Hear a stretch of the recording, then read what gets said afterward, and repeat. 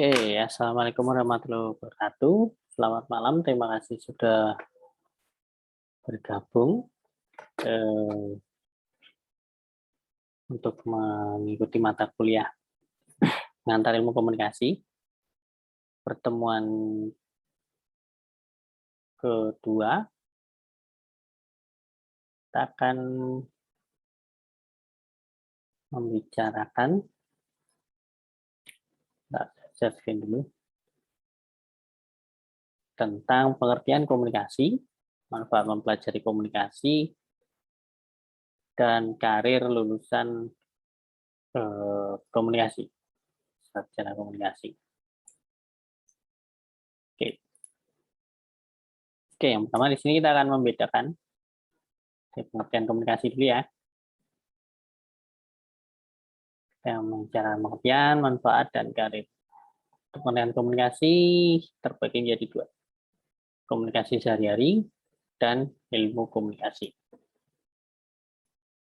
Oke, apa itu pengertian komunikasi sehari-hari? Kita akan cek KBBI, Kamuster Bahasa Indonesia, komunikasi KBBI.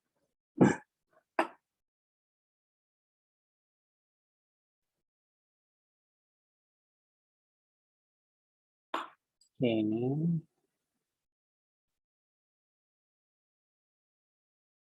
Oke, ada dua input di sini. Saya ambil yang nomor pertama.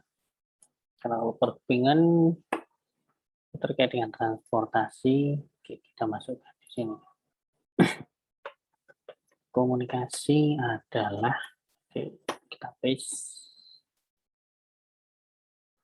Yang kontak saya hilangkan, dan hubungan saya hilangkan.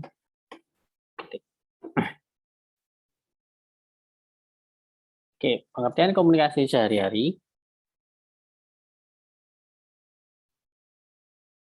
adalah ini. Pengiriman dan penerimaan.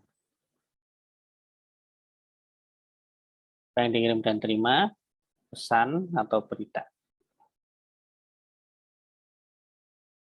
Kemudian berapa yang menerima, orang atau lebih. Dan apa dampaknya?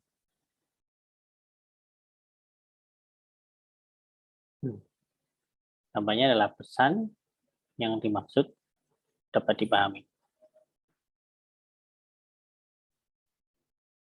Oke. Definisi yang saya ingin kalian lakukan setiap ketemu dengan definisi adalah breakdown menjadi unsur-unsur dari definisi tersebut. Kalian bedah apa sih unsur-unsurnya dari definisi tersebut. Unsur-unsur. Oke, yang pertama, yang merah tadi adalah pengiriman dan penerima pesan. Jadi ada unsur aktor. Pengirim dan penerima. Komunikasi, pengirim ini nanti dinamakan komunikator. Oke.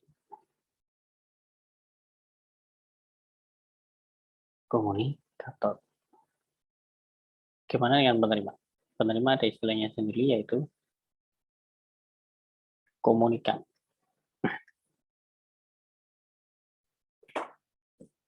Unsur yang lain, yang hijau, pesan atau berita. Oke, ini biasa kita sebut konten atau pesan.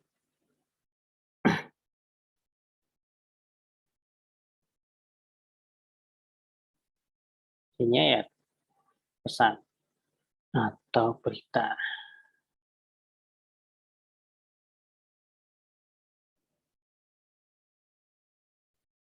Kemudian unsur yang ketiga, oke, warna purple, unsur konteks.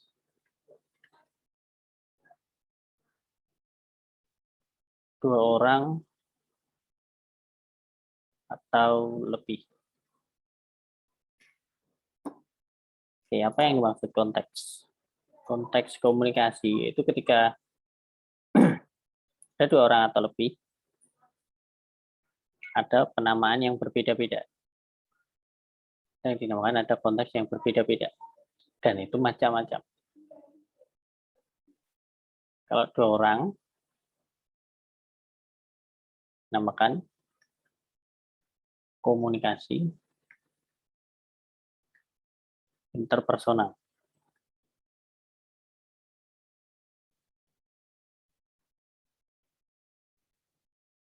Dua orang, ini 2 orang atau lebih ya, 2 orang atau lebih.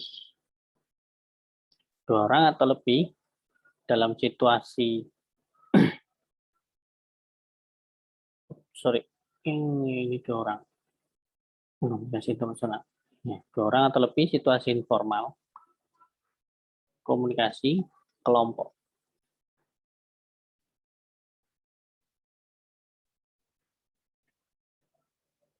Dua orang atau lebih situasinya di dalam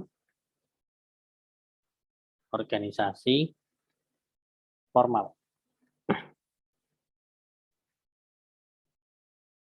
Ini dinamakan komunikasi organisasi karena konteksnya di organisasi.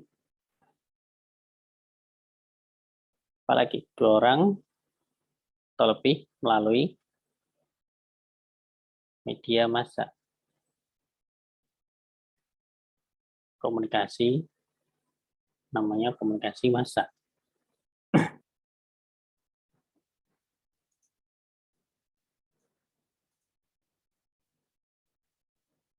Yang lain 2 orang atau lebih beda budaya. Komunikasi antar budaya.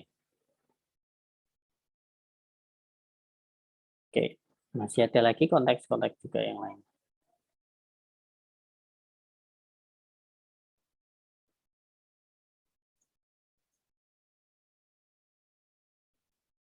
Yang terakhir unsurnya adalah, oke, warna pink tadi unsur efek atau tujuan. Tujuannya apa? Atau akibatnya apa? Ya, supaya pesan dapat dipahami.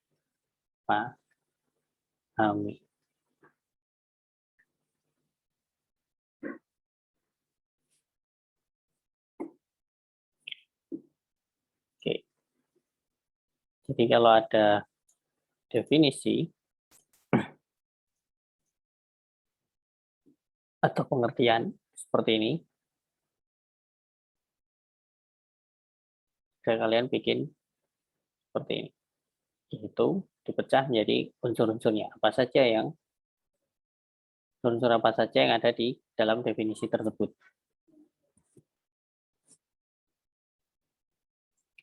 Nanti kita akan ketemu lagi unsur-unsur ini. Misalnya konteks ini kalau nggak salah pertemuan ke 6 sampai 10.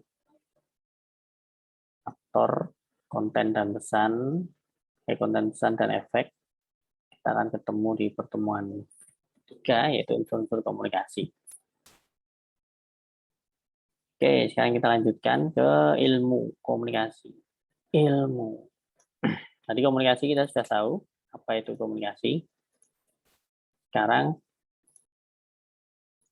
ilmu komunikasi. Oke. Kita kembali ke kamus besar. Maka ilmu.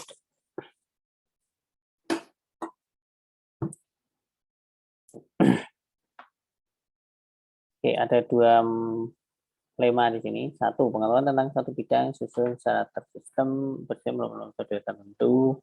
Oke. Yang 2, pengetahuan atau kepandaian tentang suatu negara. Oke, tampaknya nomor 1. Saya copy dulu.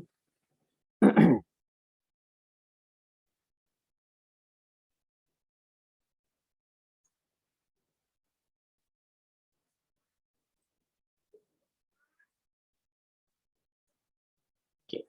Ilmu adalah pengetahuan tentang satu bidang yang disusun secara bersistem menurut metode tertentu yang dapat digunakan untuk menerangkan gejala tertentu di bidang pengetahuan tersebut atau di bidang pengetahuan itu.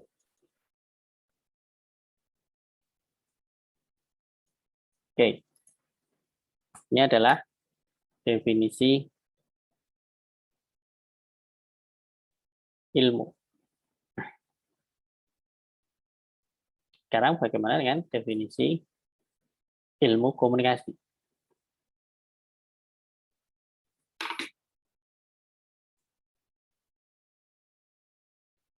Saya copy dulu.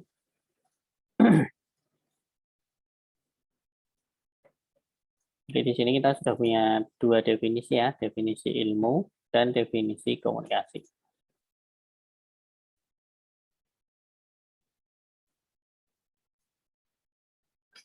Oke, saya akan bikin definisi ilmu komunikasi menurut Kamus Besar Bahasa Indonesia. Yang pertama,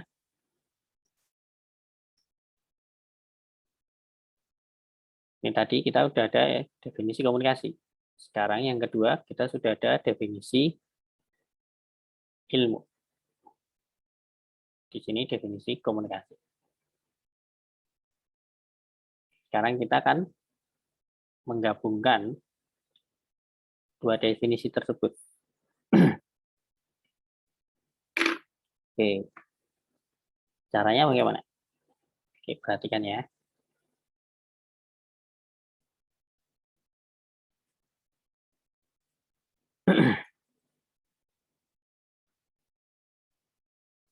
Saya akan copy yang komunikasi.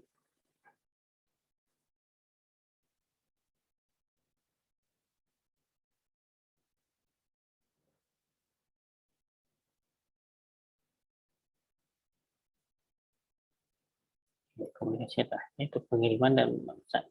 Oke, kita copy. Kita taruh di sini. Kita tambahin dulu ilmu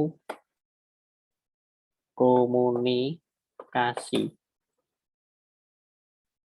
adalah pengetahuan tentang suatu bidang. Ini kita ganti. Up.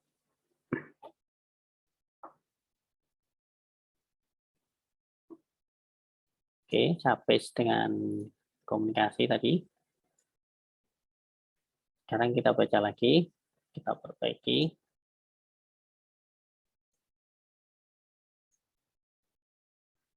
Oke, kita baca dari depan. Ilmu komunikasi adalah pengetahuan tentang pengiriman dan penerimaan pesan atau berita antara dua orang atau lebih, sehingga pesan yang dimaksud dapat dipahami.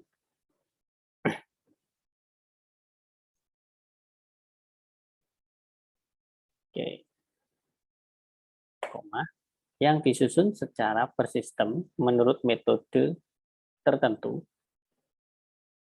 Oke, karena ini ilmu, metodenya kita hilangkan, tertentunya kita pakai ilmiah. Yang dapat digunakan untuk menerangkan gejala tertentu. Tertentunya ini karena sudah pasti ini komunikasi, maka kita tulis gejala tertentu di bidang pengetahuan itunya ini kita ganti dengan komunikasi.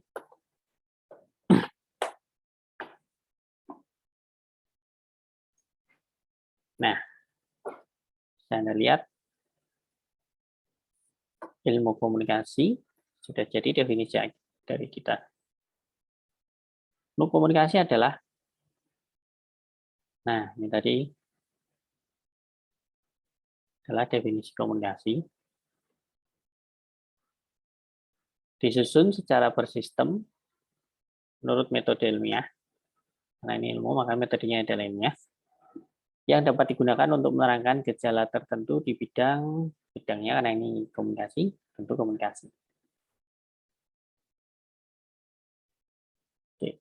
Definisinya sudah jadi, maka di sini bisa kita bedakan antara komunikasi sehari-hari dengan ilmu komunikasi. Jadi kalau komunikasi itu cuma kirim dan terima pesan 2 orang atau lebih, sehingga pesan mudah dipahami satu sama lain. Nah, komunikasi itu adalah pengetahuan.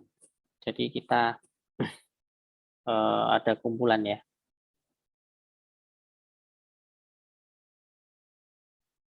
Kumpulan pengetahuan tentang apa? Tentang komunikasi, yaitu tentang pengiriman dan penerimaan pesan atau berita antara 2 orang atau lebih, sehingga pesan yang maksud dipahami.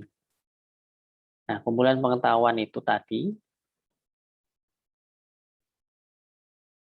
kumpulan pengetahuan, ini adalah ilmu komunikasi. Yang kedua, tersusun secara sistematis. Terus bagaimana cara dia mendapatkan pengetahuan dan menyusun pengetahuan tersebut dengan menggunakan metode ilmiah atau metode keilmuan. Metode ilmiah.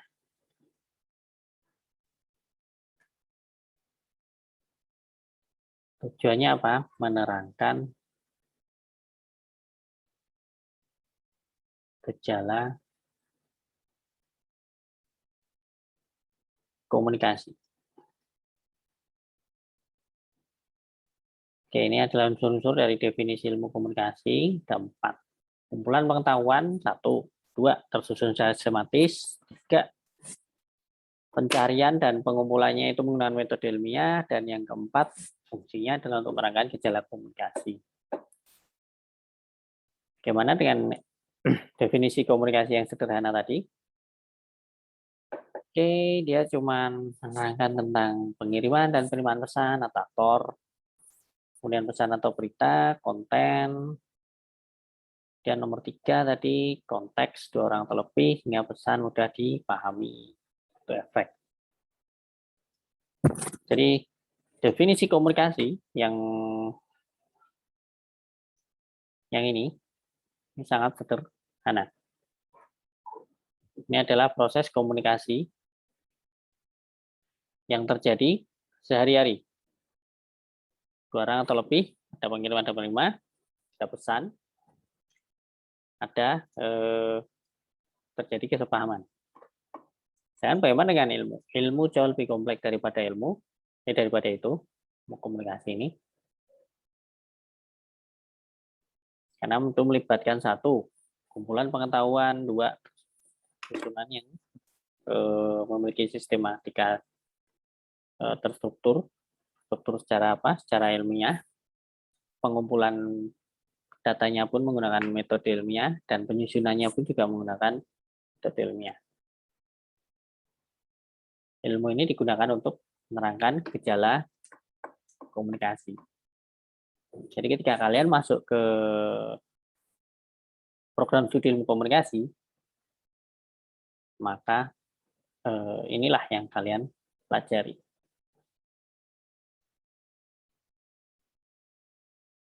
Jauh lebih kompleks daripada sekedar definisi komunikasi yang ada di atas ini tadi. Bukan dengan sekedar pengiriman penerimaan pesan, tapi ini adalah kumpulan pengetahuan tentang pengiriman dan penerimaan pesan. Oke, jadi di sini terlihat bahwa definisi komunikasi sehari-hari dan ilmu komunikasi bedanya sangat jauh. Yaitu yang satu sangat-sangat kompleks, yang satu cuma mendefinisikan komunikasi sehari-hari yang kita lakukan. Yang satunya lagi mendefinisikan keilmuan komunikasi.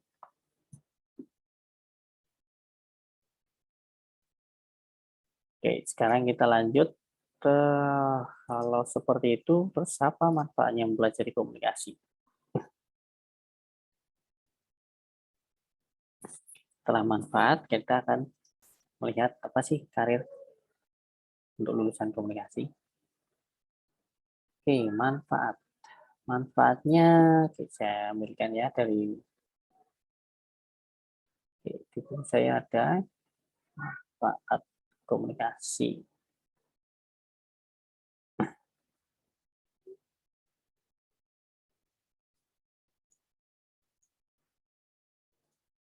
Ini ya, manfaat belajar ilmu komunikasi. Oke, sudah saya sarikan.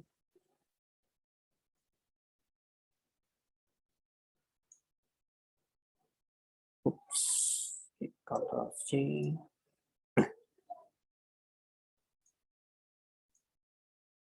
Kita tulis di sini. Oke, ini ada berapa nih? 1, 2, 3, 4, 5, 6. Inilah manfaat mempelajari ilmu komunikasi. Saya ambil dari DeVito. Tahun 2018, judulnya Human Communication, The Basic Course. Manfaat mempelajari ilmu komunikasi atau komunikasi itu adalah satu, kalian belajar keterampilan berpikir secara kritis dan kreatif. Hal ini akan dilatih dalam tugas-tugas kuliah terutama. Itu biasanya berupa esai atau makalah.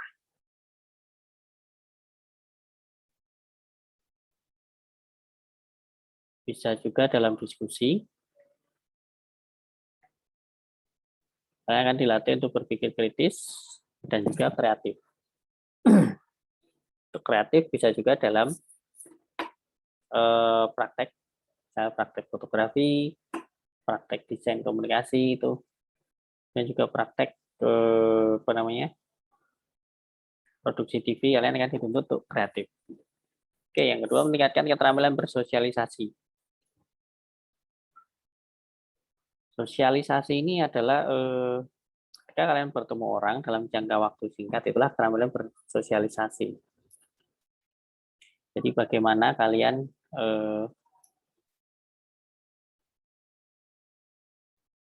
membawa diri atau etiket dalam kehidupan sosial. Nah, di sini nanti berbeda dengan yang ketiga, memperkuat kemampuan untuk menjalin hubungan atau relasi. Menjalin relasi ini itu adalah dalam jangka panjang, misalnya dengan atasan, dengan keluarga, dengan teman. Jadi kalau sosialisasi, kalian mungkin cuma ketemu orang yang kalian nggak kenal, itu sosialisasi. Kalian ketemu orang yang ya teman, tapi jarang sekali kalian ketemu. Kalian ketemu apa namanya, kolega yang kalian jarang banget berhubungan. Nah, kalau di sini menjalin relasi ya dengan teman-teman dekat atau sahabat, dengan keluarga, dengan bapak dan ibu kalian, atau dengan atasan, misalnya kalian kerja ya dengan bos kalian. Ini adalah relasi jangka panjang. Bagaimana kalian memelihara relasi ini supaya membawa apa namanya kesan positif bagi Anda maupun bagi atasan Anda, keluarga, dan teman-teman dekat Anda. Di sini kita akan pelajari juga supaya kemampuan kalian diperkuat dalam menjaga relasi ini. Supaya, karena setiap relasi yang membawa efek positif biasanya akan membawa, kalau di keluarga, kebahagiaan, juga di teman-teman dekat atau sahabat kalian. Jangan lebih membawa keceriaan, dan kalau dengan atasan Anda kan membawa promosi bagi Anda. Oke. Kemudian melatih kepemimpinan.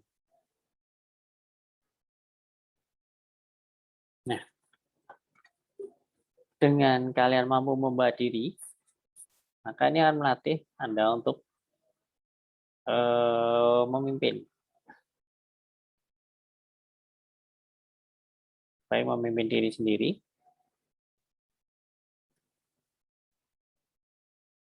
atau memimpin orang lain, misalnya kelompok Anda, atau organisasi Anda, termasuk teman Anda juga. Lanjut, keterampilan presentasi. Bagaimana Anda mempresentasikan diri Anda sendiri? Nanti Anda akan memiliki kemampuan persuasif, ada juga kemampuan argumentatif. Nah, ini nanti adalah manfaat yang dapat kalian dapatkan yang mempelajari ilmu komunikasi. Keterampilan literasi media. Oke, ini adalah kemampuan memilah dan memilih informasi yang berguna atau bermanfaat. Jadi ada banyak sekali ya informasi terutama dari internet, tapi banyak yang tidak berguna. Mungkin informasinya bukan hoax, tapi buat kalian tidak bermanfaat. Yaitu kalian harus memilah dan memilih. Kenapa? Karena waktu kita terbatas. Tidak semua informasi itu harus dibaca, tidak semua video itu harus ditonton. Nah, dengan keterampilan literasi media yang kalian pelajari, ketika kalian mempelajari atau mengikuti kuliah di Prodi Ilmu Komunikasi, kalian akan memiliki keterampilan untuk memilah dan memilih informasi yang betul-betul hanya berguna atau bermanfaat untuk kehidupan kalian. Oke, ini semua tadi adalah manfaat mempelajari ilmu komunikasi. Oke, setelah kita tahu manfaatnya, pertanyaan yang biasanya menghinggapi para mahasiswa baru, apa sih karir lulusan komunikasi? Karirnya kemana aja sih?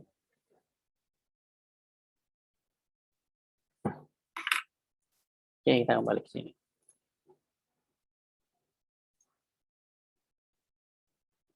Jadi manfaat, nah ini peluang karir bagi sarjana komunikasi. Ini ada di buku ini. Sudah saya short. Saya copy dulu.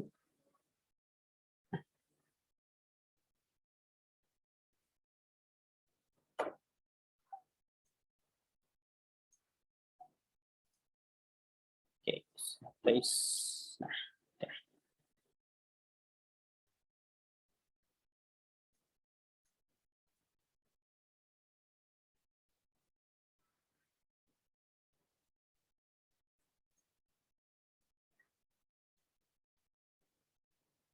Oke, ini karirnya.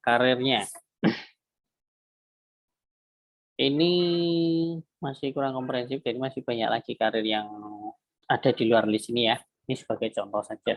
Oke, yang pertama, kalian yang tertarik bekerja berkarir di media massa. Bisa jadi jurnalis, sound engineer atau juru suara, operator atau teknisi studio, masih ada lagi kameramen. Itu juga ilmu komunikasi juga. Videographer juga ada. Videographer juga ada juga kalau kalian punya pengalaman bisa jadi produser, editor, kalau di periklanan ada copy editing, dan masih banyak lagi, banyak sekali. Syaratnya kalian harus tekun berlatih selama kalian belajar di sini dan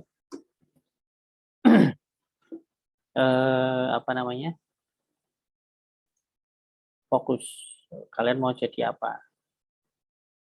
Nah, dengan tekun berlatih kemampuan, karena yang jadi sini ya, ini banyak sekali yang teknis seperti kameramen, sound engineer, dan videographer, copy editing. Ini sangat-sangat teknis, jadi harus kalian latih, banyak-banyak berlatih. Karena kalau enggak, kalian nggak akan jadi ahli di situ. Oke, yang kemudian nomor 2, di perusahaan, baik swasta maupun BUMN. Bisa jadi pelaksana humas, sekretaris perusahaan atau corporate secretary, bagi staf bagian sumber daya manusia, juga pemasaran, kebutuhan komunikasi, sekretaris perusahaan itu ini ya, seperti humas di perusahaan, tapi urusannya banyak sekali. Bisa jadi sekretaris dari direksi, bisa juga jadi jubir bagi perusahaan, dan bisa juga mengurusin ini program kemitraan dan bina lingkungan dari perusahaan BUMN, biasanya dituntut untuk itu. PKPL itu CSR ya, Corporate Social Responsibility. Jadi ada dana dari perusahaan untuk memberdayakan lingkungan di sekitar perusahaan. Nah, kalian bisa jadi staf di sekretaris perusahaan, terutama CSR juga bisa. Oke, yang kayak jadi peneliti. Bentar, ini ada kalimat yang salah.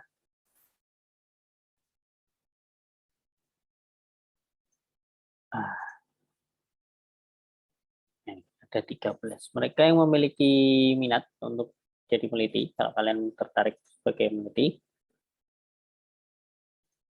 yang suka penelitian nih bisa jadi dosen, peneliti, atau penelitian di LSM, NGO. Bisa jadi peneliti baik di universitas, di kampus, atau peneliti di LIPI mungkin, atau di lembaga-lembaga konsultasi-konsultasi apa namanya, pemilu, seperti lembaga polling juga bisa. Yang terkenal ya AC Nielsen itu, peneliti untuk rating. Oke, lanjut. Kemudian yang di pemerintahan. Oke, kalian bisa menjadi humas, penyuluh, dan jadi analis komunikasi. Misalnya ini staf yang di dalam ya, kerjanya menganalisa dokumen. Oke, ini kalau Kementerian Luar Negeri juga bisa jadi diplomat. Nah, sekarang bagaimana yang ingin mendalami keterampilan tertentu, keterampilan teknis. Oke, kalau kalian memiliki keterampilan teknis yang kalian suka, boleh pilih aja ilmu desain komunikasi visual, video, kamera ya, atau fotografi, kamera SLR. Nah, kalian dapat buka wirausaha. Wirausaha apa? Jasa desain, blogger, fotografi, atau YouTuber, seperti itu.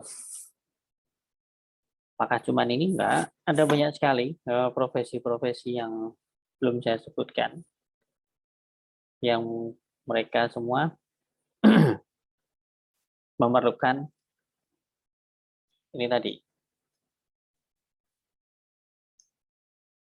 skill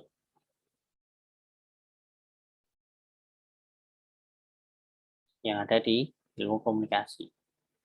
Yang akan kalian dapat ketika belajar ilmu komunikasi.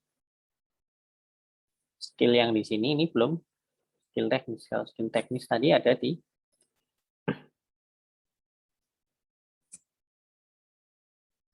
sini.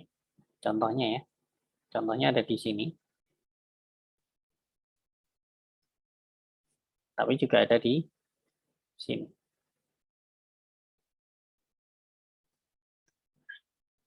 Kesimpulannya apa? Kesimpulannya karir untuk kalian lulusan nanti kalau lulus ya, lulusan mahasiswa komunikasi itu sangat-sangat luas, terbentang luas.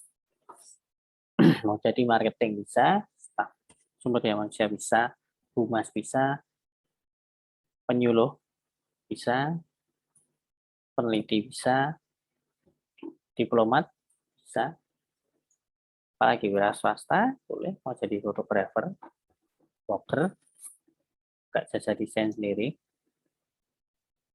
Untuk terkait desain, kalian bisa ikut perusahaan periklanan. Untuk humas, kalian bisa ikut perusahaan humas. Oke, jadi itu kuliah kita kali ini. Kita sudah mempelajari 3 hal, yaitu pengertian komunikasi, manfaat mempelajari komunikasi, dan karir lulusan komunikasi. Semoga kuliah kali ini bisa membawa pengertian dan informasi baru mengenai apa sih sebenarnya yang akan kalian pelajari di prodi ilmu komunikasi. Baik dari pengertiannya dan apa manfaatnya. Dan kalian punya gambaran nanti setelah lulus mau jadi apa. Oke, saya harap kuliah ini membantu kalian dalam memahami apa saja yang akan kalian pelajari, apa manfaatnya dari yang akan kalian pelajari, dan bagaimana peluang lulusan komunikasi, yaitu prodi yang telah kalian pilih. Oke, dari saya seperti itu. Terima kasih atas kesediaannya menonton video ini. Sampai jumpa. Selamat belajar. Assalamualaikum warahmatullahi wabarakatuh.